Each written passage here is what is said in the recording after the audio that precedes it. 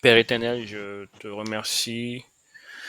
Merci beaucoup pour ces études qui continuent. Merci pour cette série dans Apocalypse. Merci pour ta direction depuis qu'on a commencé. J'abandonne à toi, Seigneur, cette étude particulière. Prends le contrôle, guide-nous, oriente-nous, fais-nous comprendre ce que tu veux qu'on comprenne, Seigneur, et fais-nous, permets-nous d'absorber, d'assimiler, de faire nôtre les enseignements que tu nous transmets dans cette étude au nom de Jésus-Christ. Amen. Amen. On va lire l'intégralité du chapitre 10 et ensuite on va lire 6 à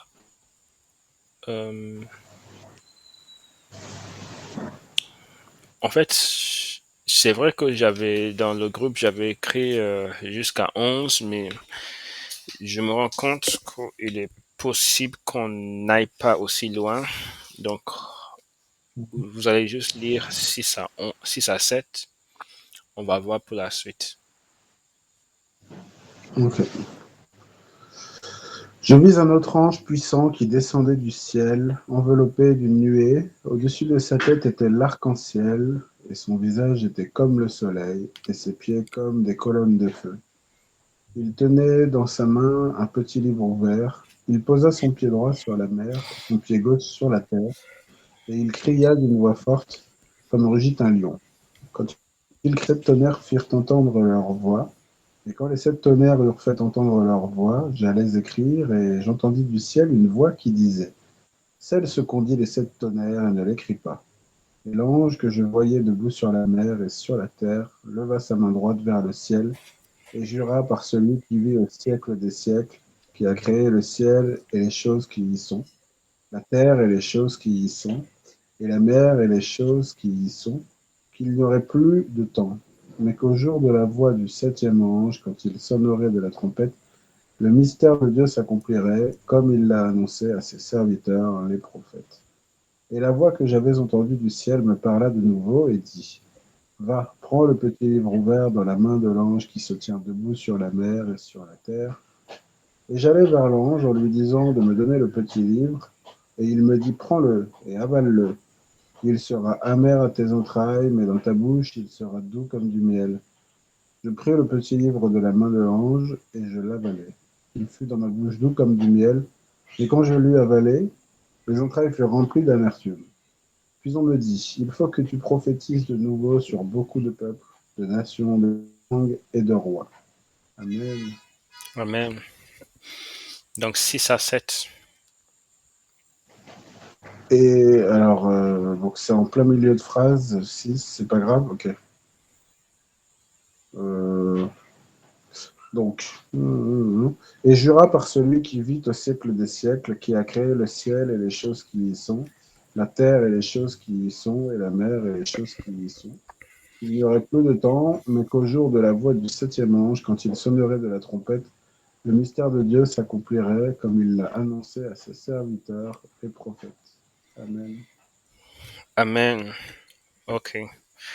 Merci pour la lecture.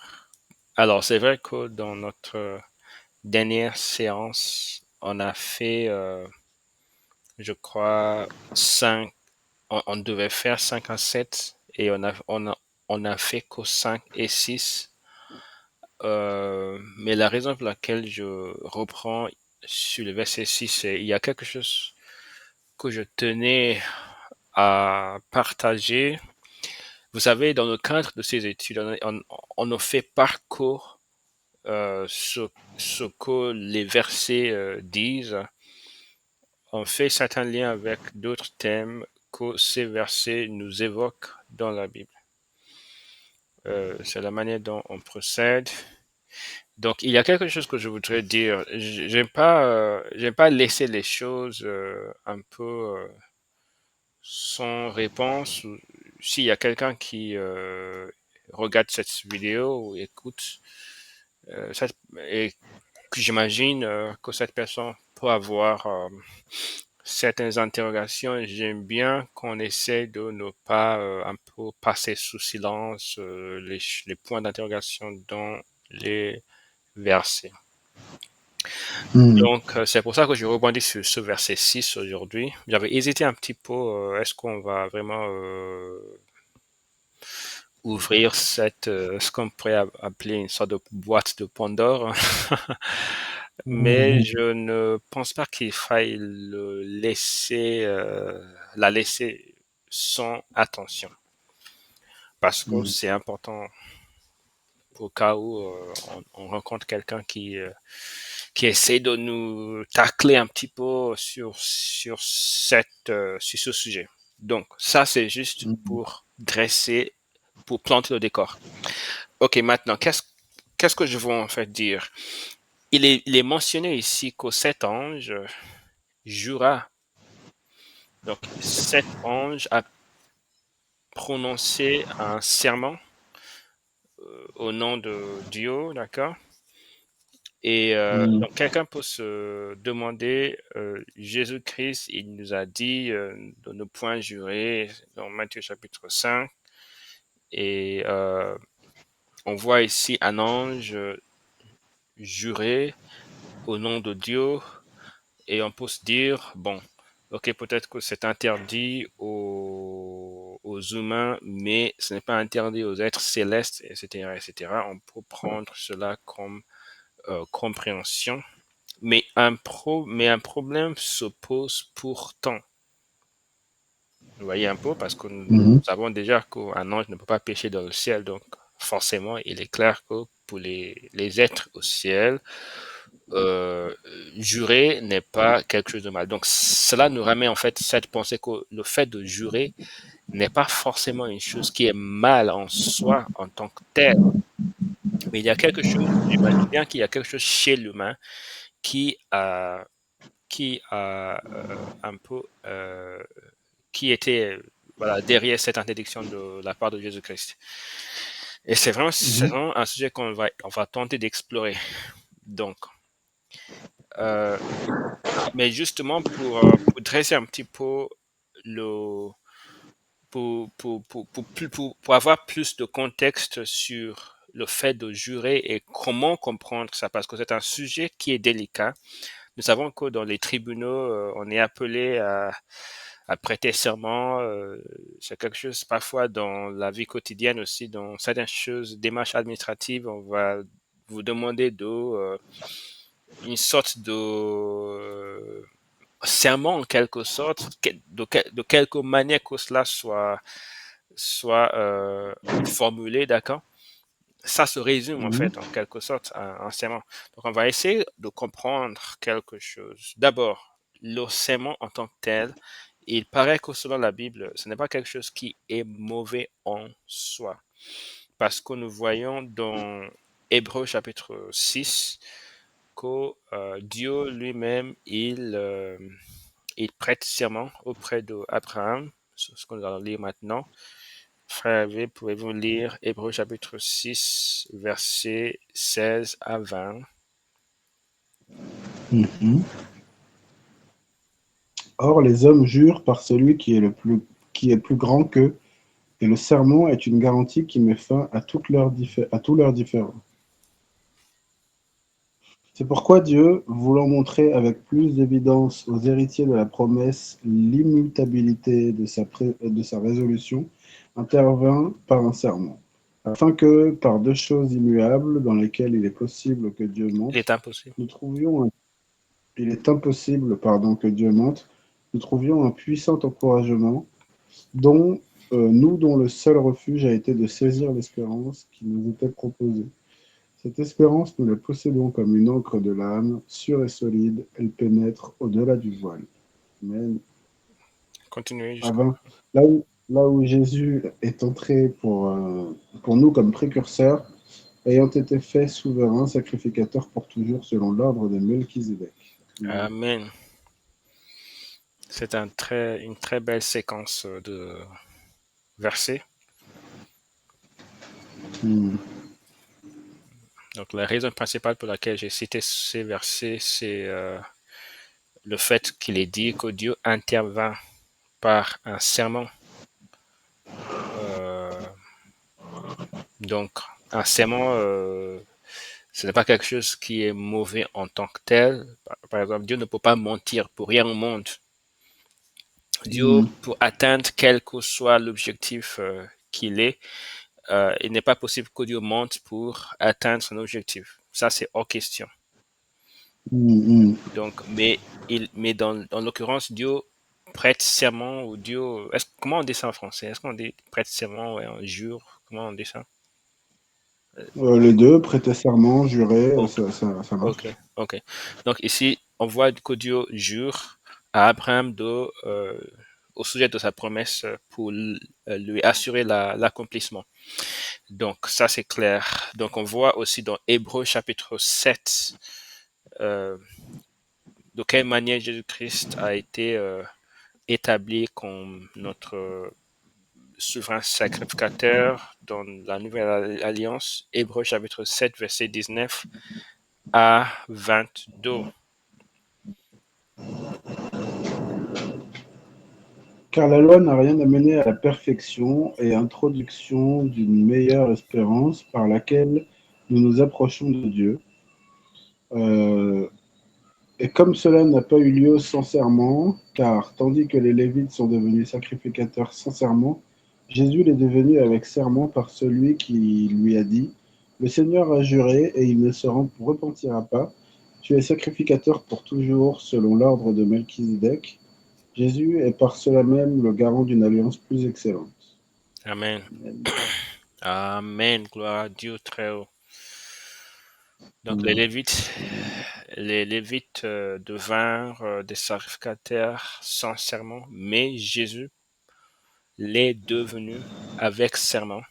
Et c'est par ce serment, en fait, que Jésus-Christ est le garant d'une alliance plus excellente. Euh, Mm. donc, il est clair, encore une fois, que le serment en tant que tel n'est pas une mauvaise chose. Maintenant, revenons au propos de Jésus-Christ dans Matthieu, chapitre 5. Euh, je n'ai pas encore mentionné la problématique à laquelle j'essaie de m'adresser. Je n'ai pas encore tout ce que je viens de faire, même jusqu'à maintenant, c'est juste, encore une fois, planter le décor, mettre en place l'arrière-plan. Mais je n'ai pas encore Mhm. touché la problématique en soi. Donc Matthieu chapitre 5, verset 33 à 37.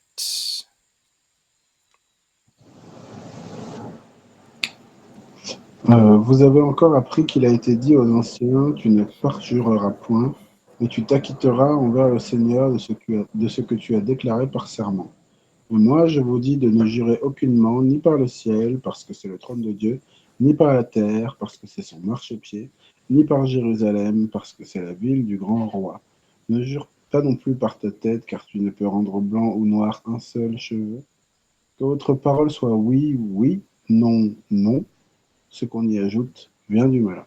Amen. Amen. Amen. Gloire à Dieu. Euh, Probablement, je vais vous laisser parler et je vais continuer.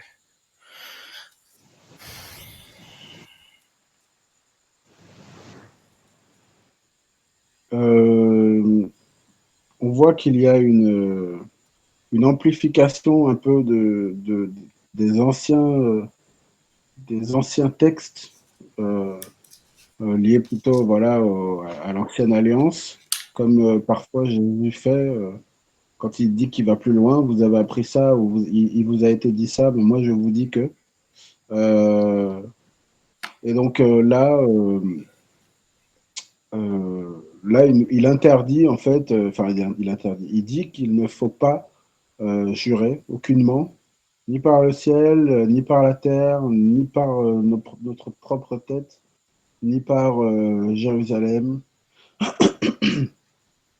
Donc tout ce qui peut avoir une grande valeur à nos yeux et qui peut servir de bon objet pour jurer sur ça, il nous, comment dire, il nous invite à ne pas le faire. Euh, et il nous invite par contre à avoir une parole, que notre simple parole soit droite. En fait, si c'est oui, c'est oui. Si c'est non, c'est non. Point. Le reste, c'est du blabla, c'est de la parole en plus. En fait, il veut qu'on soit authentique, qu'on soit vrai, vérité, simplement. Voilà. Et donc, voilà comment je comprends un peu ce passage. Il veut pas selon lui, ses disciples ne doivent pas avoir d'artifice, de jurer, etc. Il n'y a pas besoin. Si on est un être de lumière, si on est un disciple de Jésus-Christ, quand on dit je viens te chercher ce soir à 19h, ben je serai là ce soir à 19h. Je n'ai pas besoin d'ajouter comment ça s'appelle, ces, ces espèces de contrats du monde un peu, voilà, cette façon de faire des gens du monde en fait. Voilà. D'accord, merci beaucoup. Pour compléter cela, je vais lire enfin, je vais lire Jacques, Jacques chapitre 5. Jacques chapitre 5. Merci beaucoup, frère, pour cet éclaircissement parce que vraiment, c'est clair, c'est ça, tout simplement. Jacques chapitre 5, verset 12. Avant toute chose, mes frères, ne jurez ni par le ciel, ni par la terre, ni par aucun autre serment, mais que votre oui soit oui et que votre non soit non, afin que vous ne tombiez pas sous le jugement. Amen. Les experts, les experts disent que le Jacques qui a écrit ces lignes était le frère de sang de Jésus-Christ. Ah, d'accord. Oui.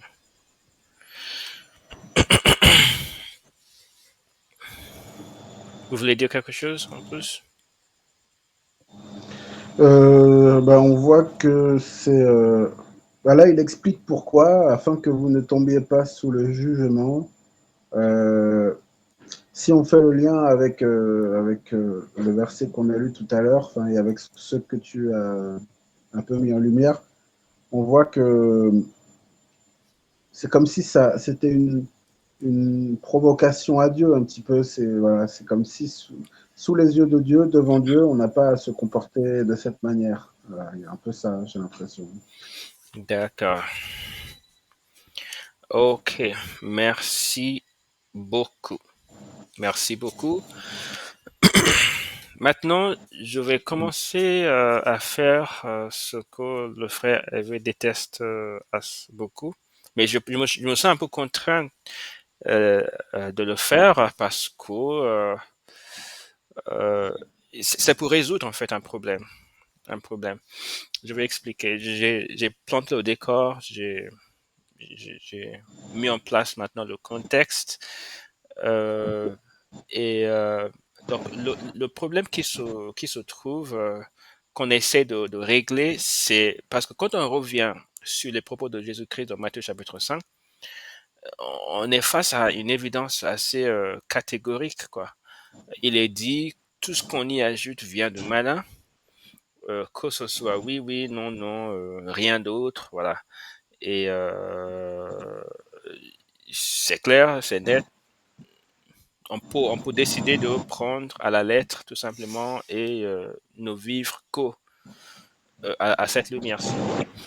Et parce que c'est les paroles de Jésus-Christ. Or, on est face à un obstacle de taille parce que quand on regarde des propos tenus par Paul dans des versets on va lire maintenant, on va voir qu'il semble que Paul va un peu au-delà de oui, oui, non, non.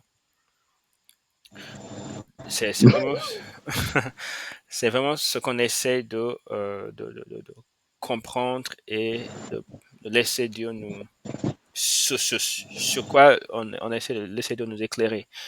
Donc, regardez, Paul ici, il raconte une histoire, d'accord? Il commence à raconter une histoire depuis. Il parle de son parcours. Je ne veux pas tout lire parce que ça va prendre du temps, mais il parle de son parcours. Juste au début, il a dit comment j'étais plus avancé dans le judaïsme que beaucoup de ceux de mon âge, de ma nation, étant animé d'un zèle excessif pour les travaux de mes pères. Mais quand il a plu à Dieu de révéler le Fils de Dieu, afin qu'il annonçasse parmi les païens, il, il a été sauvé, etc., etc. Il commence à raconter en fait comment les choses se sont déroulées par la suite. Mhm. Il dit ici dans le verset 19, parce qu'il défend son apostolat. Il est en train de défendre. Sœur Jeslie, bienvenue. Merci beaucoup de participer. Merci, merci, bonsoir. Bonsoir. Bonsoir. Ah, il y a un écho par contre avec le micro. Oui, je vais couper ça. Ok. Donc, ici, il dit je ne montais point à Jérusalem vers ceux qui furent apôtres avant moi, mais je partis pour l'Arabie. Donc, aussitôt après sa conversion, il n'est pas allé auprès des apôtres, il est allé en Arabie. Et puis, Mhm. je revins encore à Damas. 3 ans plus tard, je montai à Jérusalem pour faire la connaissance de Céphas, c'est-à-dire de Pierre, et je demeurai 15 jours avec lui. Mais je ne vis aucun des apôtres, si ce n'est Jacques, le frère du Seigneur. Jacques, le frère du Seigneur, Mhm. qui a écrit le Jacques qu'on vient de lire. Oui, ça. Mhm. Oui. Dans ce que Mhm. je vous dis, voici devant Dieu, je ne mens point. Mhm. Donc, il appelle Dieu à témoin de ce qu'il dit, qui ne ment pas. Mhm. Donc, ça, c'est un point. Il dit, Dieu est témoin de ce que je dis, je ne mens point. Donc, c'est un petit peu une manière d'en rajouter à une sorte de paraître un peu plus fiable, quoi. Ouais. Ça a l'air, en tout cas, d'être comme ça. Et quand on lit encore plus loin dans 2 Corinthiens chapitre 11, 2 Corinthiens chapitre 11, verset 31, 11, verset 31, il dit, Dieu qui est le Père du Seigneur Jésus et qui est béni éternellement, sait que je ne mens point. Mhm. Il en appelle à Dieu pour justifier davantage ses propos. Dieu sait que je ne mens point, etc. Finalement, Mhm. le troisième épisode, c'est dans 2 Corinthiens, encore une fois, mais cette fois-ci, chapitre 1, au verset 23. Là, il est dit, Or, je prends Dieu à témoin sur mon âme que c'est pour vous épargner que je ne suis plus allé à Corinthe. Donc là, c'est plus fort. Mhm. C'est plus fort. Donc la question, c'est comment, à la lumière de cette interdiction formelle par Jésus-Christ, peut-on comprendre les propos que Paul tient dans ces 3 versets qu'on a lus? Parce que c'est quelque chose qu'il faut essayer de comprendre. Il est important pour nous d'abord de le savoir, de ne pas être ignorant et de, euh, de savoir qu'est-ce qui se passe. C'est très important. J'étais en évangélisation dans la rue, dans mon église samedi dernier, pardon, et on a rencontré un athée. Un athée. Je sais que pour vous, en France, les athées, c'est monnaie courante. Pour nous ici, c'est très rare de rencontrer un athée. D'accord. Et la manière dont nous sommes formés dans l'Église, on ne tient quasiment aucun compte des athées parce que la majorité des personnes, soit chrétiens, soit musulmans, D'accord. ou bien pratiquent, pour le moins, pratiquent la religion traditionnelle ou quelque chose d'autre, quoi. Mais c'est pas une personne qui remet en cause la Bible. On ne trouve pas ce genre de personnes ici. C'est très rare, vraiment rare. Mais on en a rencontré une quand même. Et il nous a écoutés pendant une très très longue. En fait, le frère en question avec moi était un frère qui, honnêtement, il parle beaucoup. Moi, j'étais vraiment fatigué. Je me demandais en fait comment ces deux personnes ont pu écouter si longtemps. Parce que moi, j'avais mal aux pieds Mhm. déjà. J'étais debout pendant toute cette période. Et l'un des monsieur en question était aussi debout. Et lui, il était en train de... Il n'était pas vraiment là pour écouter. Il était un peu en visite chez son voisin. Mais il a dit que oui, c'est la parole de Dieu, je vais écouter. Donc, et D'accord. là, les deux, ils sont restés à l'écoute pendant une très longue période, peut-être une quarantaine de minutes même. Et c'était vraiment long comme prêche, quoi. Et après tout ça, Mhm. le monsieur debout a commencé à poser des questions qui ont rallongé davantage même les choses. Donc, Mhm. juste avant on ne parte, le monsieur athée qui restait silencieux tout au long, mais qui écoutait juste en silence, en toute tranquillité, il a juste dit, mais bon, si j'avais à poser mes propres questions, on resterait là pendant 6 heures, quoi, à discuter. Mhm. Donc le Mhm. frère avec moi, parce que c'est le frère qui parlait, moi je ne parlais pas, il a dit posez vos questions. Il a commencé à dire des choses. Le frère pensait en fait que le monsieur croyait en la Bible, il essayait de prouver par la Bible. À un moment donné, l'athée a dit mais je ne crois pas en ce bouquin, quoi. Je ne crois pas en ça. C'est juste un livre pour Mhm. moi. Ah, le frère était un peu un peu désarçonné et Oui. il était un peu, il savait pas quoi, il ne savait pas en fait vers quoi se tourner, quoi. Donc, Oh. il a commencé à lui dire, enfin, il ne fallait pas qu'il il se laisse un peu laver le cerveau par la science, etc., qu'il faut juste croire, il faut croire, il faut croire. Mais il n'apportait pas Mhm. d'éléments concrets. Mais D'accord. j'ai juste décidé de un peu intervenir parce que ces questions, ce sont des questions que moi, j'ai beaucoup travaillé toutes les choses qu'il disait, toutes les choses qu'il racontait, je les ai beaucoup j'ai beaucoup cogité sur certaines de ces choses. Et j'ai essayé de prendre en considération, je pense, d'autres de ces questions et j'ai essayé de lui répondre. Et j'ai découvert qu'en fait, il m'écoutait avec attention et il pensait, il réfléchissait. Et je lui ai dit, en fait, euh, plus tard, pensez à ce que je vous dis.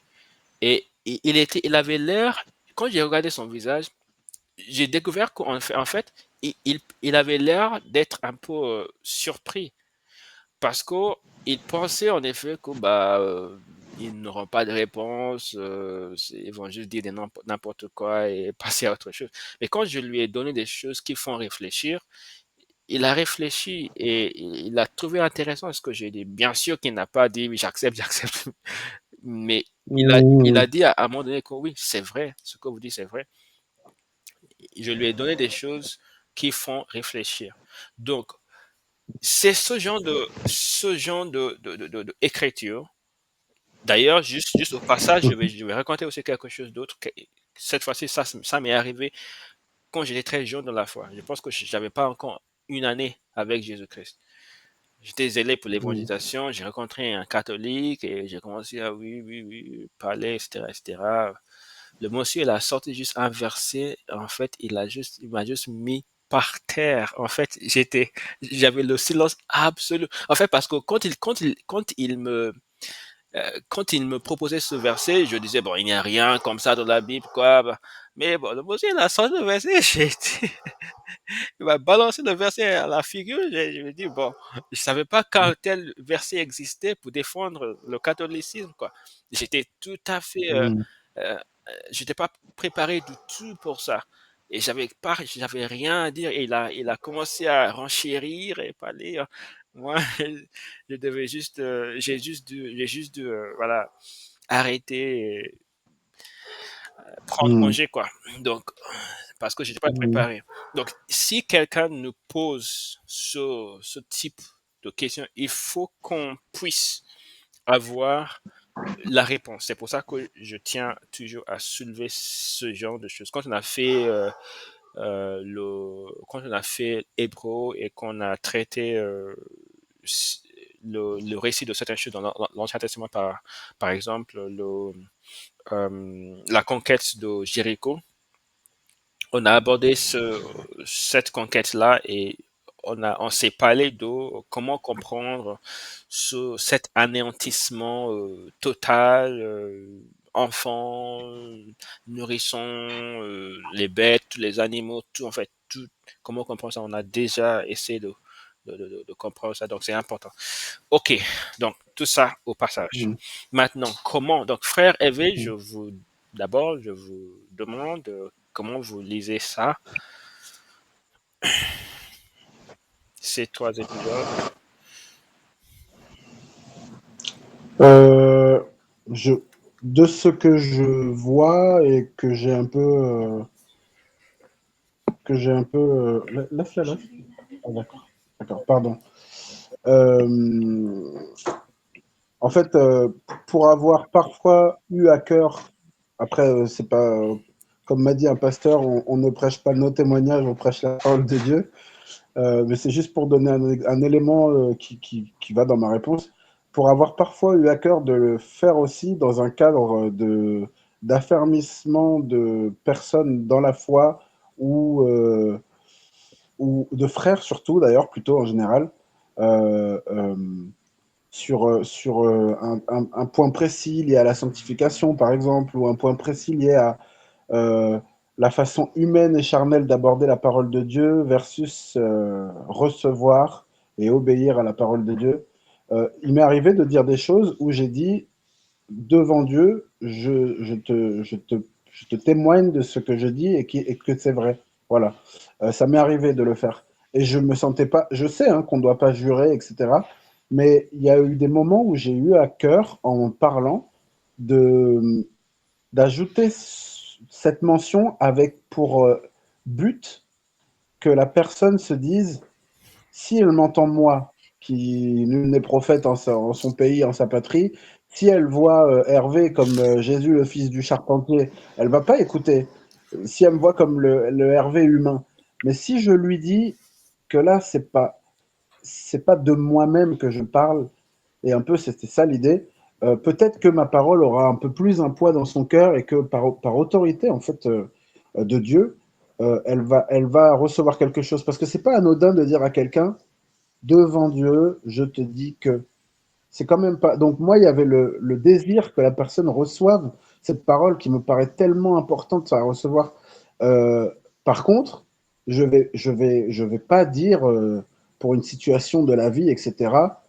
Euh, Même je te jure, quand je me suis appris à remplacer je te jure par je t'assure, qui pour moi est plus doux et qui permet quand même d'appuyer quelque chose. Voilà.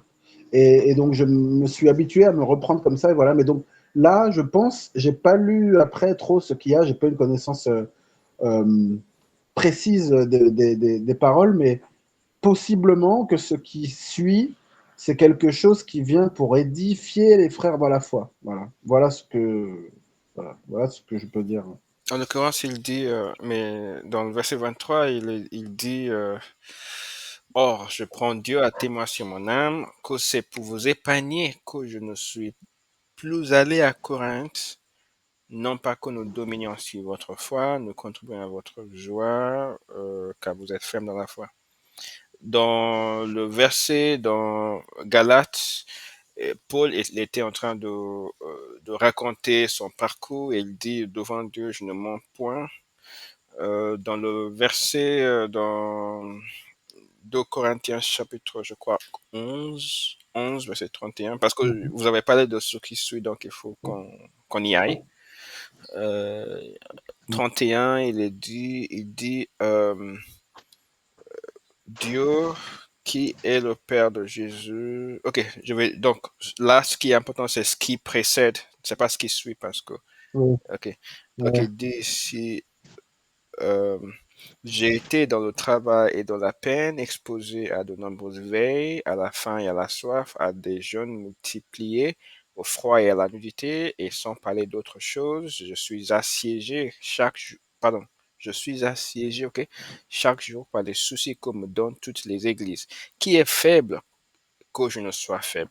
Qui vient de tomber, que je ne brûle? S'il faut se glorifier, c'est de ma faiblesse que je me glorifierai.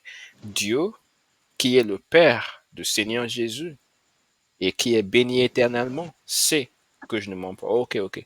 Donc, il appuie, il parle de toutes les souffrances, en fait. Si on va plus haut, on voit qu'il parle de toutes les souffrances qu'il a pu subir pour la cause de l'évangile qu'il proclame et juste comme une sorte de paroxysme, un point culminant de son propos, il dit Dieu sait que dans tout ce que je vous ai raconté, il n'y a aucun mensonge. Ok, donc Oui. on comprend mieux. Continuez. Ok, merci. Bon. Bah voilà, hein. Non, je pense que donc il y a quand c'est à but d'évangélisation, d'exhortation, d'édification des frères et tout ça, je pense que le Saint-Esprit lui-même nous le donne, en fait, nous autorise quelque part à le faire en vue de faire le bien, en vue de servir l'œuvre de Dieu, D'accord. en vue de témoigner de la vérité. Voilà Oui, comment je le vois. Et ça n'a rien à voir, ça n'a vraiment rien à voir avec euh, ah bah je sais pas qu'est-ce que je pourrais dire. Oui, aujourd'hui j'ai vendu une commande énorme dans mon travail. Je te le jure, voilà. Ça n'a oui, rien à voir. On n'est pas du tout sur la même oui, chose. oui, Voilà ce que je peux dire. oui, tout à fait, tout à fait. Merci beaucoup. Oui, merci pour l'éclairage. Merci beaucoup. Euh, donc moi, pour compléter ce que toi tu as dit, parce qu'en fait c'est vraiment une compréhension qui est, comment dirais-je, qui est conforme à la Bible, ce qu'on voit Mm. dans la bouche de Paul. Pour compléter, je vais relire la, la séquence dans Matthieu chapitre 5. C'est vrai que si on lit bien Matthieu 5, 6, 7, on va se rendre compte qu'on est confronté à une méthode pardon, d'enseignement qui est particulière chez Jésus-Christ. D'une part, il donne des enseignements clairs et des injonctions précises. D'autre part, il les couche dans des formules qui paraissent parfois très frappantes. Quand il dit qu'il faut se couper la main, se couper, arracher l'œil, etc., il y a un enseignement là-dedans, mais la formule est vraiment très, très frappante. Voilà. Et donc, ça, c'est une chose. Donc, la première chose que je voudrais faire remarquer ici, c'est comment il a débuté cela. Il a débuté cela en disant que il a été dit aux anciens, tu ne te perjureras point, mais tu t'acquitteras envers le Seigneur de ce que tu as déclaré par serment. Ce que je comprends, tu t'acquitteras. Donc, quand on s'acquitte de quelque chose, c'est on doit quelque chose. On a un devoir, on a un dû. Et c'est comme si c'est comme si dans le contexte de ce premier verset, on est dans une situation où on prête serment, on prête serment, peut-être au nom de Dieu, de remplir une obligation. Et donc, pour Mhm. garantir cela, on évoque Dieu comme témoin que je vais certainement faire ça. Il me semble il y a ça derrière. Je ne dis pas que c'est que ça, mais je dis qu'il y a ça. Oui, Oui, quand oui. on lit plus loin, mais il dit, je vous dis de ne jurer aucunement, ni par le ciel, ni par ce qui, etc., etc., c'est que votre parole soit oui, oui, non, non. Et quand on regarde les raisons que Jésus-Christ évoque ici, il dit ni par le ciel, parce que c'est le trône de Dieu, ni par la terre, parce que c'est son marchepied, ni par Jérusalem, parce que c'est la ville de grand roi. Ne jure plus non plus par ta tête, car tu ne peux rendre blanc ou noir un seul cheveu. Ce que je suis en train de voir ici, c'est, il m'allait de dire, vous n'avez pas de garantie absolue que ce que vous dites vouloir faire, vous allez le faire. Vous êtes humain, vous ne pouvez même pas rendre blanc ou noir. C'est comme quand Jésus-Christ disait qu'on ne peut pas allonger nos jours, même d'une journée par exemple, quelque chose comme ça. Il ne faut pas s'inquiéter du Oui. lendemain pour ça. Donc il dit, vous ne pouvez pas rendre blanc ou noir. Vous n'avez pas, vous ne pouvez pas parler d'une manière, il ne faut pas parler de cette façon. Il faut juste dire, voilà ce que je ferai et voilà et tout ça. Dans les limites de l'état humain, quoi. Il me semble qu'il y a ça qui joue. Donc, s'il y a ça, s'il y avait vraiment ça, parce qu'il est possible, une autre chose qui est possible, c'est qu'il y a des choses qui se perdent quand on traduit et quand on vit beaucoup de siècles plus tard. Par exemple, vous êtes en France aujourd'hui et vous parlez vous parlez entre Français. Vous voyez? Il y a des choses que Oui. vous pouvez dire à n'importe qui sans préciser qu'une autre personne à qui vous parlez pour une autre personne à qui vous parlez, vous devez préciser certaines choses plus. Par exemple, il y a des verbes dans certains contextes, lorsqu'on se parle, dans le contexte dans le contexte où vous évoluez, ce verbe a pris une signification particulière lorsqu'on parle de certaines choses. Et donc, vous n'avez pas besoin de préciser davantage lorsque vous lisez ce verbe. La personne à qui vous parlez Oui, comprend oui. très bien. Je Je pense comprends. il y a probablement quelque chose de cela dans l'utilisation du verbe jurer. Il est possible que quand Jésus-Christ dit jurer, en fait, son auditoire comprend quelque chose qui n'est pas exactement la même chose lorsque Paul parle de je prends Dieu à témoin, etc., etc. Il est possible que l'auditoire de Jésus-Christ en question comprenne un contexte dans lequel Jésus-Christ s'inscrit, etc. Parce qu'il n'est pas possible que Paul il défie une intégration aussi formelle. Oui, oui, C'est oui. vraiment quelque chose de très très catégorique, etc.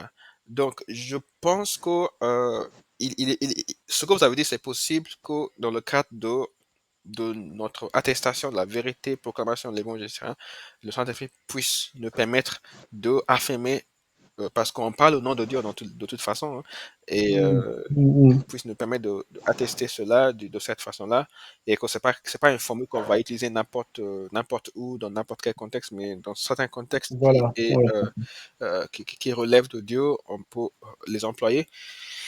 Ok. Il est aussi possible que contextuellement, Jésus-Christ, il a son auditoire, le choix du verbe jurer, etc., etc., il y avait une compréhension de ce verbe qui permettait une précision, une spécificité qu'ils auraient pu comprendre. Il est également Oui. possible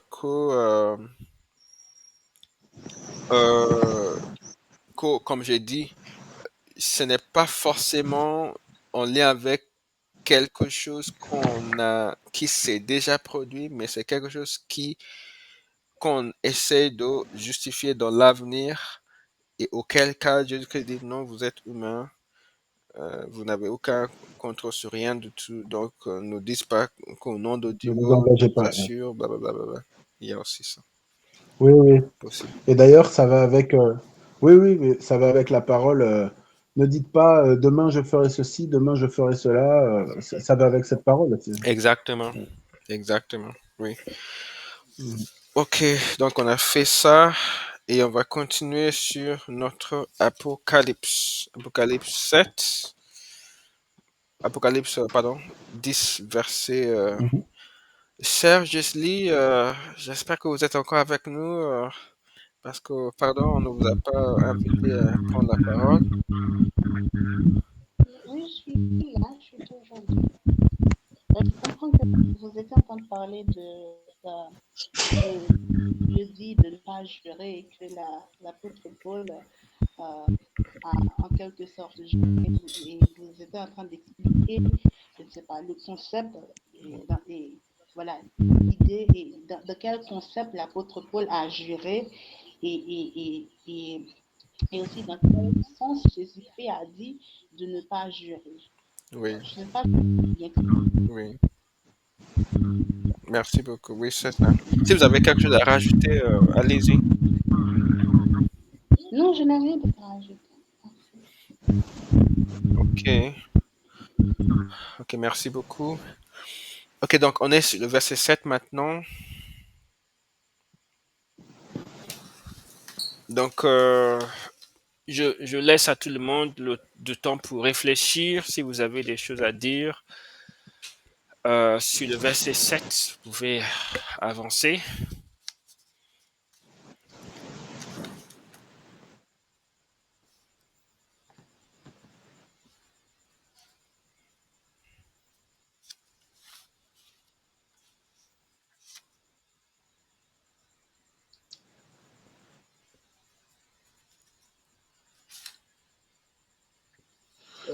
Visiblement, c'est un peu sous le, comment dire, sur le style narratif, c'est-à-dire quelque chose qui est raconté, qui est décrit, et là, il est parlé sur ce verset tout seul. Visiblement, il est parlé du moment, enfin la toute fin, quoi. Voilà, c'est-à-dire juste le point de bascule entre tout ce qu'on a pu vivre ici-bas jusqu'ici et enfin le retour, l'apparition de Jésus-Christ dans sa gloire et la fin, quoi. Voilà, j'ai l'impression que c'est Oui, ça. oui. Merci beaucoup, frère. Sœur Gisli. Ça va, je n'ai rien de rajouter. Ok, d'accord. Oui, donc ici, il est dit au jour de la voix du septième ange. Donc, quand il sonnerait de la trompette, on sait que à ce point dans Apocalypse, il y a eu le retentissement de 6 trompettes. On a déjà creusé, essayé de approfondir les 6 autres trompettes, première trompette, deuxième, troisième, quatrième, cinquième, sixième. Maintenant, il est dit qu'au jour de la voix du septième ange, quand il sonnerait de la trompette, le mystère de Dieu s'accomplirait comme il l'a annoncé à ses serviteurs, les prophètes. Donc c'est un point, en fait, un point capital dans l'histoire de l'univers, quoi. Quand on dit le mystère de Dieu Mm. s'accomplirait comme prophétisé, c'est un moment historique, comme on le dit aujourd'hui, même si on abuse un peu de, de cela. Ok. Donc, on va essayer de. Ok, donc il y a différents thèmes qui sont évoqués ici dans ce verset. On parle de l'accomplissement du mystère de Dieu. D'ailleurs, si on regarde juste dans le verset 6, il est dit qu'il n'y aurait plus de temps. Mm. Il n'y aurait plus de temps, mais au jour de cet ange, il y aura. En fait, c'est juste. Comme frère avait a dit, le point de bascule, le point où on rentre dans une période tout à fait inédite. Et ici, dans d'autres versets, dans d'autres passages dans la Bible, il nous est dit, parce qu'ici, il est dit, il n'y aurait plus de temps. Donc, ces fameux temps de la fin dans lequel nous évoluons et au sujet desquels on parle beaucoup, cette fois-ci, on en arrive à son thème. On serait même plus dans le temps de la fin, on serait à la fin de la fin. Et à cette lumière-là, qu'est-ce que Dieu demande de nous? C'est ça l'important. C'est ce que Dieu veut que moi, je retienne, pardon, de ce verset. Qu'est-ce que Dieu veut de nous? Quelle est la demande de la part de Dieu à notre adresse? On va lire certains passages. 1 Pierre chapitre 4, verset 7.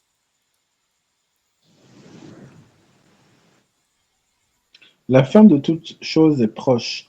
Soyez donc sages et sobres pour vaquer à la prière. Amen. Amen.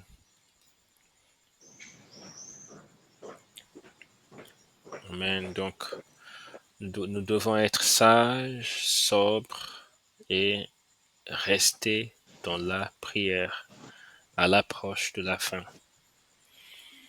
Amen. Amen. Lisons 2 Pierre, chapitre 3, versets 10 à 11.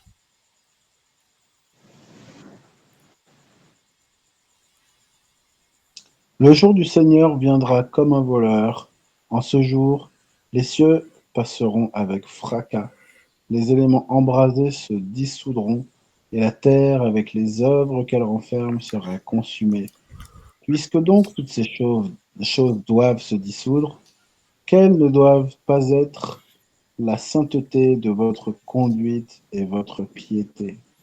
Amen. Amen. Amen. Bon là, oui, ça dit clairement que donc la terre avec les œuvres qu'elle renferme, ça dit clairement que tous ceux qui participent de ces œuvres Oui. vont fondre, vont se dissoudre, vont disparaître dans le feu en fait, dans tout ce qui va être consumé là. Voilà, c'est un avertissement. Oui, un très fort avertissement. Et nous devons demander grâce à Dieu de vivre à la lumière de ces avertissements, que ces avertissements orientent à la fois nos pensées, notre attitude, notre comportement, que ça prenne vie en fait en nous.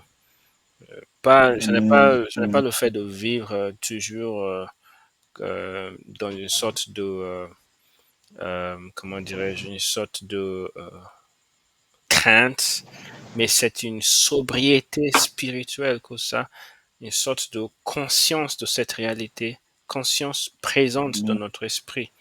Pas crainte, mais conscience, sobriété que cette conscience génère. C'est une prière qu'on peut faire même après cette étude, que Dieu donne-moi cette grâce de vivre avec cette conscience et que cette conscience qu'elle produise en moi les fruits que vous voulez. Amen. Amen. Oui. Amen. Donc, on va lire un autre passage qui parle de la fin, cette fois-ci de la part de Jésus-Christ, dans Apocalypse 16, verset 15. Apocalypse 16, 15. Voici, je viens comme un voleur. Heureux celui qui veille et qui garde ses vêtements, afin qu'il ne marche pas nu et qu'on ne voie pas sa honte. Amen. Amen. Amen. Donc, à l'approche de la fin, il faut qu'on veille, on garde nos vêtements purs, etc. Donc ça, c'est pour la préparation au retour du Seigneur Jésus-Christ. Mais ce n'est pas que ça que Dieu attend de nous. Ce n'est pas que ça. Dans Matthieu chapitre 28, dans le verset 19 à 20, Allez, faites de toutes les nations des disciples, les baptisant au nom du Père, du Fils et du Saint-Esprit, et enseignez-leur à observer tout ce que je vous ai prescrit. Et voici, je suis avec vous tous les jours, jusqu'à la fin du monde. Amen. Amen. Donc oui, il y a l'œuvre pardon. Il y a l'œuvre de partager ce qu'on a reçu pour alerter, avertir et transmettre au plus grand nombre cette grâce, cet évangile de la grâce de Dieu pour les hommes, afin qu'ils soient sauvés, afin qu'ils ne périssent pas, et qu'eux aussi ils héritent de la vie éternelle. Il veut qu'on diffuse ça et qu'on enseigne à ces hommes à mettre en pratique cette parole. Il veut qu'on enseigne aux hommes à mettre en pratique cette parole. Voilà. Et il nous encourage, sachant que ça va générer. Il y a des gens qui sont du monde, on va croiser des gens qui ont pour père le diable, et donc ça va générer du rejet, de la critique, des moqueries, des persécutions, etc. Mais il nous encourage, disant qu'il est avec nous tous les jours jusqu'à la fin du monde. Et donc, je viens de découvrir quelque chose aujourd'hui, en lisant là, aujourd'hui. Je suis avec vous tous les jours. En fait, à la lumière de ce qu'on a lu et de la gravité des choses et du fait qu'on ne sait pas quand Jésus revient, il revient comme un voleur, ça veut dire qu'il revient sans prévenir, à un moment où on n'a pas prévu, à un moment où, comme les voleurs, on est surpris, on ne s'y attend pas. Euh, je suis avec vous tous les jours jusqu'à la fin du monde, ça inclut faites-le tous les jours jusqu'à la fin, en fait, le maximum. Voilà ce que j'entends. Je, je, je le fais pas à cette hauteur. Enfin, je sors pas dans la rue faire des disciples, voilà. Mais je prends conscience à la lecture là ce soir. Euh, en fait, c'est le et voici. C'est le et voici qui me montre que ça a un lien avec tout ce qui est dit avant. Voilà. Oui. Voilà ce que je peux dire. Oui, effectivement, autant qu'au faire ce pot, on doit. Oui, c'est difficile et c'est c'est un grand défi. Il faut demander grâce à Dieu. Je me souviens de quelque chose. Samedi dernier, j'étais en train de méditer, de penser à quelque chose quand j'étais dans une partie de mon pays à majorité musulmane, c'est pas à forte majorité, mais à majorité musulmane. Et je me souviens que j'ai été posté à enseigner dans une école et il y avait une musulmane qui était aussi enseignante. Et à l'époque, quand j'étais à ma base ici au sud de mon pays où il y a beaucoup de chrétiens, à l'époque, j'avais comment dirais-je, j'avais cette pression intérieure de toujours prêcher à qui que je vois.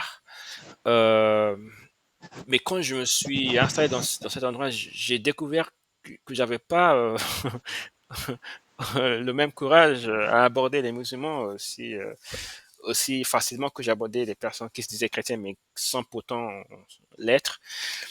Et je me souviens que ce jour-là, j'avais cette pression dans ma conscience, il fallait que je prêche, il fallait que je prêche, il fallait que je prêche, mais je me sentais que ça avait l'air un peu déplacé, juste la toute première rencontre de cette personne, de commencer à m'ouvrir la bouche et lui parler de Jésus-Christ, etc., etc. Je ne la connais pas du tout, etc. Je connais rien de cette dame. Au final, j'ai fini par penser que c'était peut-être sage d'attendre un peu, puisqu'on va rester dans cette peut-être 6 mois, dans les 6 mois qui viennent, donc peut-être je vais encore avoir des occasions, etc. Maintenant, j'ai fait comme ça et ensuite je me suis dit, ensuite j'ai pu lui adresser la parole à un moment donné. Son refus a été le plus brutal de ma vie. Honnêtement, après avoir été refusé de cette façon, je suis revenu à mon bureau juste à fondre en larmes, en fait. Vraiment, hein. J'ai fondu en larmes. C'était vraiment brutal. Donc, je me demande à quoi aurait ressemblé sa réaction si la toute première fois, je l'avais abandonné. Mais, samedi dernier, j'étais en train de réfléchir et je me suis dit, maintenant, quand je pense à cette situation, je me dis peut-être oui, Dieu était en train de m'enseigner que oui, il fallait que j'attende 10. Ne J'attends. pas. Oui, je sais, c'est le français de second. Je lis beaucoup second et son français rentre dans ma tête, quoi. Donc, il fallait que Pardon, j'attende. pardon. Pas grave. Il fallait que j'attende un peu parce qu'il y a la sagesse qui doit aussi se jouer dedans et tout ça et tout ça et tout ça. Mais une pensée m'est arrivée. Comment aurais-je interprété cette situation si si même ce jour-là, sur le chemin de retour du bureau, elle a été renversée par une voiture et elle est décédée. Comment Oui. est-ce que j'aurais interprété? Est-ce que j'aurais dit, oui, le Seigneur m'a enseigné la sagesse, blablabla, bla, bla, bla, ou est-ce que ça aurait vraiment amplifié mon empressement à prêcher? Ouais. Donc je me suis dit,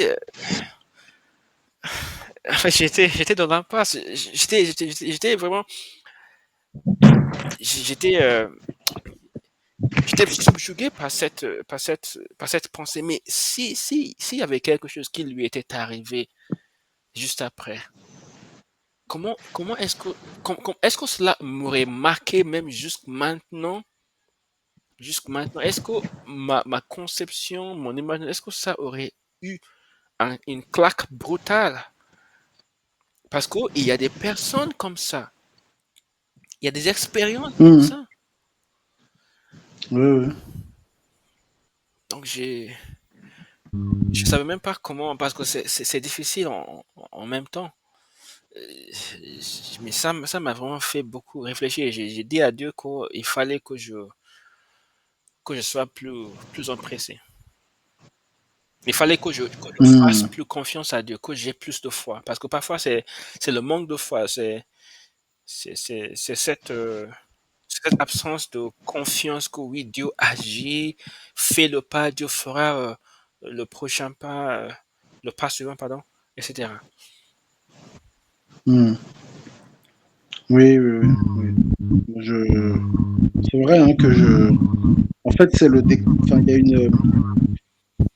il y a une sorte de découragement, pour ma part en tout cas, de découragement après avoir essayé un petit peu et avoir vu parfois les réactions. Et en fait, mais je pense que c'est une question aussi de préparation et de maturité. Je pense pas non plus que Dieu envoie. Moi, quand j'ai voulu y aller avec mon zèle, ma capacité de persuasion, comment dire, je peux être un peu impressionnant ou charismatique si je veux face à des gens, et en fait, tout ça ne fonctionne pas, ça ne marche pas, ça fait le mal, ça crée encore plus parfois d'agressivité, et je sens bien que je montre un mauvais témoignage. Et donc, ça m'a permis de revenir en arrière, de m'asseoir sur ma chaise et de laisser Dieu déjà bien vivre en moi et tout ça. Et je crois qu'il y a un temps de préparation euh, qui permet qu'à un moment donné, on y va, mais c'est vraiment Christ en nous. Enfin, ce que je veux dire par là, on y va pas avec nos forces à nous, on y va avec vraiment une puissance de Dieu en nous. Et on est comme les gens, quand on est énervé, on dit j'ai vu rouge et j'ai fait ceci, j'ai fait cela. Quand on est pris d'une colère qui fait que, Oh là. quel que soit qui est devant nous, ça y est, on a vrillé, quoi. On est en colère, etc. Bah là, la chose de cet ordre-là, mais pour faire les bonnes œuvres de Dieu, et quel que soit qui est en face de nous, en fait, on est vraiment, on est pris par l'esprit, quoi. Et donc ça sort et il y a une autorité. Et je crois que je crois que Dieu veut nous donner. C'est une pensée, hein, je pense comme un enfant en même temps que je parle là. euh, Dieu veut nous préparer à ça. euh, et donc, ça nécessite, je pense, en effet, beaucoup de prières, de côtoyer la parole, etc. Et, et, et, et parce qu'il met en nous une tristesse qui est la sienne, il met en nous une compassion qui est la sienne. Et du coup, on voit les gens et les situations comme lui les voit. Et avec ça vient l'envie de guérir, l'envie de transmettre le message et tout ça. Mais je crois que, je ne sais pas comment dire, mais je pense que Dieu nous montre avant ça euh, notre incapacité à faire son œuvre si on y va nous-mêmes. Je ne sais pas comment Oui, voilà, oui, le dire oui, autrement, mais je comprends. Ça rejoint en fait ce que Jésus-Christ a dit. Il a dit d'abord aux disciples d'attendre à Jérusalem jusqu'à ce qu'ils soient remplis de la puissance d'en haut avant d'aller faire Amen. l'œuvre. Ouais. Donc il y a ça aussi. Je crois il y a ça. Il y a l'onction. Il y a la il y a le revêtement de la puissance, la capacité. Il y a ça. Et je crois également que peut-être même cet empressement, ce n'est pas forcément... Comme, je veux garder mes paroles. Je veux faire attention. C'est- il y a... Je sais ce que tu Il veux y dire. a parce que... Donc, si on prend Jésus-Christ par exemple, Jésus-Christ était sur la terre. Il a été confiné en Israël. Il n'en est pas sorti. Même il a dit aux disciples d'ailleurs que quand je vous envoie évangéliser, il faut rester sur le territoire israélien et tout ça. Et avec le temps, euh, quand le temps pour les païens est arrivé, il a dit allez par tout le monde et prêcher la parole, etc., etc. Donc, quand on regarde Jésus-Christ, encore une fois, la, la, Jésus-Christ n'a pas donné l'impression d'être en fait vraiment un peu partout, créé de toutes ses forces. Répondez-vous, je suis le sauveur. Maintenant, si vous mourrez demain, vous êtes en fait, il n'a pas suivi cette logique, même quand beaucoup de personnes le quittaient, il ne s'est pas écrit l'enfer, vous quittez. Il n'a pas dit ça. Ouais. Il a même Mm. laissé les personnes aller dans leur, aller suivre leur chemin, etc. Donc, peut-être, une personne qui est vraiment guidée par le Saint-Esprit n'est pas forcément toujours dans l'empressement, j'imagine, mais cette personne est guidée par le Saint-Esprit et orientée en fait vers les personnes à qui prêcher, les occasions, le Saint-Esprit mettant le vouloir, le faire, la personne en coopération, etc. Parce que je pense qu'aussi, on peut gâcher les choses. Il est possible qu'on soit trop empressé et qu'on détruise en fait ce que le Saint-Esprit veut construire. Je pense qu'il y a aussi ça. Oui, oui, oui. Moi aussi, comment, je pense aussi, euh, Dieu, oui, Dieu, voilà, c'est notre devoir de présenter l'évangile aux non-croyants, aux personnes qui ne connaissent pas Dieu. Allô, allô? Je ne vous entends pas très bien. Oh, je, je vous entends. Ok, maintenant, parlez. Oui, je dis que et, il est dans notre devoir de présenter l'évangile car Dieu nous a envoyé la vie, aller faire à toutes les nations des disciples. C'est notre devoir de présenter l'évangile au monde, mais c'est à Dieu de convaincre. Donc, nous, la part qu'on a, c'est de présenter l'évangile. Et c'est à Dieu de convaincre les gens de convaincre les gens de paix et de se repentre, de donner leur vie à Jésus. On doit, là, on fait notre part, c'est-à-dire présenter l'évangile à quelqu'un, mais on laisse le Saint-Esprit faire sa part aussi, c'est-à-dire convaincre la personne du péché et que cette personne-là remet sa vie à Jésus. Donc, Mhm. aussi, voilà. Et je pense aussi, on peut aussi prêcher prêcher sans ouvrir notre bouche. C'est-à-dire, si on dit qu'on est chrétien, on prêche, on agit, au lieu de prêcher, on agit comme tel, en fait. On agit comme tel. Par exemple, dans le cadre du travail, on n'a même pas besoin de prêcher aux collègues chaque jour. Dans notre comportement, on peut prêcher en appliquant nous-mêmes la parole de Dieu. Par exemple, si on est dans une boîte et qu'il y a voilà, il y a la, comment est-ce qu'on dit ça encore? Les gens parlent parlent le mal du patron, par exemple. On n'aime pas le patron. Toi, tu ne vas pas aussi te mettre aussi parmi les mal du patron. Et si il y a et tout ça, toi, tu te distingues, voilà, tes valeurs. Tu ne vas pas aussi te mettre à frauder. On prêche par notre comportement. Et les gens vont voir en nous, vont voir quelque chose de différent. Vont dire, voilà, pourquoi est-ce que tu agis différemment des autres et tout ça. Et alors là, alors là, tu pourras partager ton témoignage et dire, voilà, je suis chrétien, il y a des choses que je ne me permets pas de faire et tout ça. Voilà, c'est ce que je pense. Oui, oui, c'est vrai aussi. Oui, oui, c'est vrai aussi. Oui, oui. C'est vrai aussi. Après, c'est vrai, hein, ce que tu as dit sur le côté. Et en plus, si on a besoin de cette sagesse parfois, en effet, on veut convaincre. Et en plus, c'est vraiment écrit dans la parole que ce n'est pas sur des arguments humains. Je ne sais plus quelle est la phrase précise, mais c'est pas sur la base d'une sagesse humaine qu'on peut convaincre. C'est par la puissance de Dieu. Euh, et donc et moi, c'est vrai que pour aller avec ce que tu dis aussi, je me suis rendu compte que ce que Dieu me demande, c'est de faire savoir, de faire connaître, d'annoncer, mais pas d'aller imposer. Et du coup, c'est vrai que depuis que j'ai ça en tête, que j'ai ça à cœur, que Dieu me demande de faire savoir, eh ben, j'en parle quand même plus facilement. Voilà. Je ne me dis pas, il faut absolument que je convainque cette personne et si elle n'est pas convaincue, j'ai raté. Non. D'ailleurs, Dieu, en effet, dans sa parole, nous dit, si on ne vous reçoit pas, secouez vos pieds et partez. Quoi. Voilà, la poussière que vous laissez sera comme un avertissement pour eux, quelque chose comme ça. Donc, voilà, on, on propose et Dieu dispose, entre guillemets. Quoi, voilà. Oui, oui, vraiment. Oui, on prêche, on prêche aussi au travers de notre témoignage de vie, la manière dont on se comporte, notre conduite, etc. Ça envoie un message fort.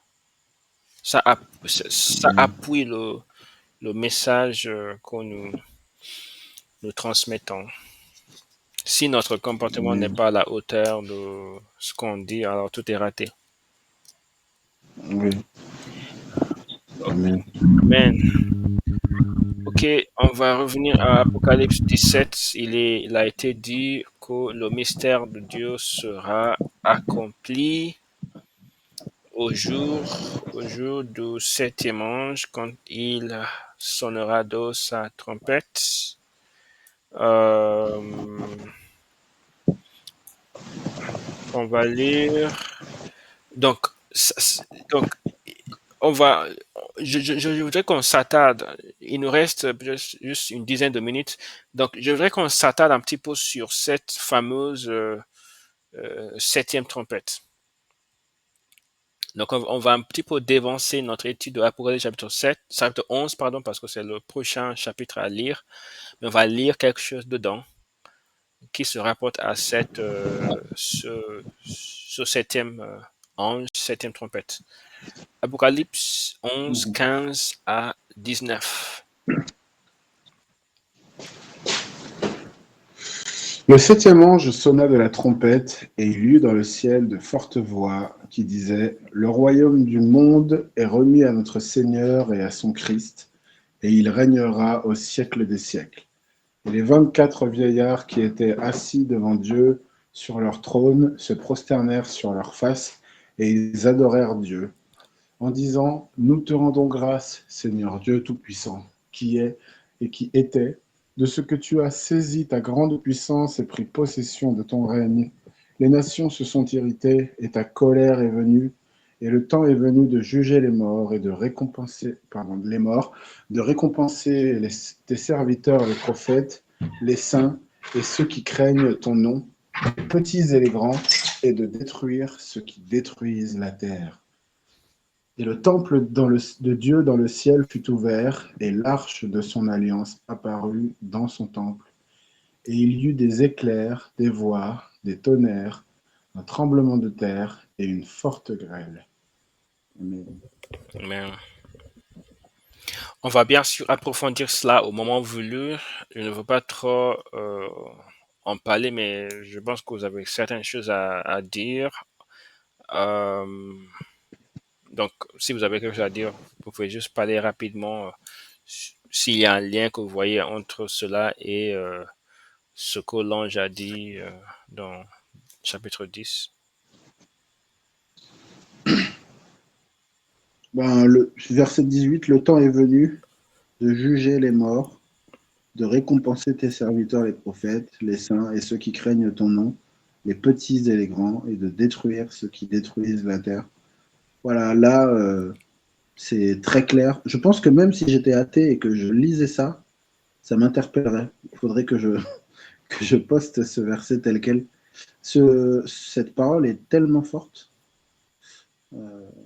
Voilà, c'est tout ce que je voulais dire. Oui, en fait, ce septième ange, cette septième trompette, c'est selon ma compréhension dans dans tous les cas, c'est la trompette qui annonce le retour du Seigneur Jésus-Christ. C'est la trompette qui annonce ça, parce qu'il est dit, le septième ange sonna de la trompette. Et qu'est-ce qui se passe? Il est dit, le royaume du monde est remis à notre Seigneur et à son Christ. Il régnera au siècle des siècles. Christ revient pour prendre possession de son royaume. Plus loin, il est dit, car tu as saisi ta grande puissance et pris possession de ton règne. Je ne veux pas faire tout le... Parce on va déjà approfondir ça juste dans notre prochain... C'est pas dans notre prochain, mais quand on va aborder ce chapitre. Mais quand on fait le lien avec d'autres prophéties ailleurs, on va voir que Christ revient pour prendre possession vraiment de cette terre et de régner. Et il est dit, les nations se sont irritées, ta colère est venue, et le temps est venu de juger les morts. Et Christ revient pour juger. Il est dit dans comment ça s'appelle? Dans 2 Thessaloniciens chapitre 1, de récompenser tes serviteurs les prophètes, les saints et les ceux qui craignent ton nom, et de détruire ceux qui détruisent la terre. Il est aussi dit dans 2 Thessaloniciens chapitre 1 que Christ reviendra pour détruire les impies, etc., etc. Donc, je pense que cette trompette, c'est la trompette qui annonce le retour de Jésus-Christ. Et pour un peu plus appuyer cela, je vais lire quelques autres versets en rapport avec cela. Donc, lisons vite 1 Corinthiens chapitre 15, versets 51 et 52. 1 Corinthiens 15, 51, 52. Voici, je vous dis un mystère, nous ne mourrons pas tous, mais tous nous serons changés en un instant, en un clin d'œil, à la dernière trompette. La trompette sonnera, et les morts ressusciteront incorruptibles, et nous serons changés. Amen. Donc, il y a dans cette suite de trompettes, la septième trompette, c'est la dernière trompette. Et la Bible dit à la dernière trompette, voilà, nous serons changés. Donc, c'est la trompette pour l'enlèvement, le retour du Seigneur et à la fois l'enlèvement des saints. On va lire finalement Matthieu 24, verset 31. Je voudrais qu'on on finisse dans l'heure aujourd'hui, parce qu'on dépasse régulièrement. Matthieu 24, verset 31.